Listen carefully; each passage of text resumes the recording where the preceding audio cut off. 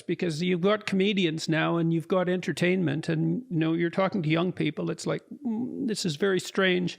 So hey, I've got a question about this issue of young people, because I've been talking to lots of conservative folks in Canada, because we have a conservative party and they're about as popular as our government, but not quite.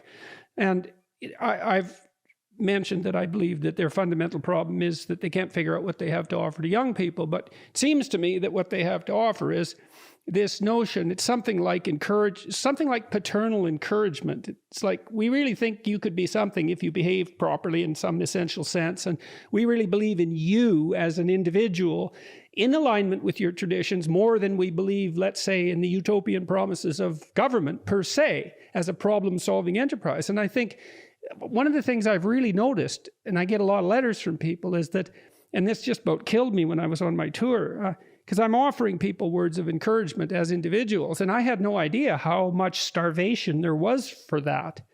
And that was particularly true of young men, but not only true of them. And that is something conservatives can say, is like, look, we really believe in you. And we are skeptical of the claims that big organizations per se, especially government, can do what they promise. Whereas you as an individual, especially if you get your act together, man, you're really something deadly. So in the best possible sense. And that's a really attractive message, because especially to young people now, because they don't really hear that. Yeah. They hear that they're despoilers of the environment. Or some guy wrote me, I just opened his letter today. He'd been in prison, he'd been suicidal. He wasn't a good guy, and he sorted his life out when he was 30, he said he encountered my lectures, and he stopped regarding himself as intrinsically, like an intrinsically bad despoiler of the planet, something like that.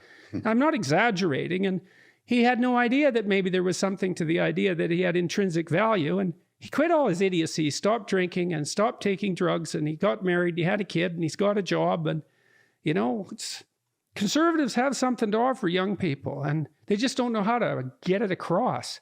There's something about what you're doing that does that. It's partly why I'm so interested in talking to you. And why do you think the turning point thing is working? Exactly. Well, it's just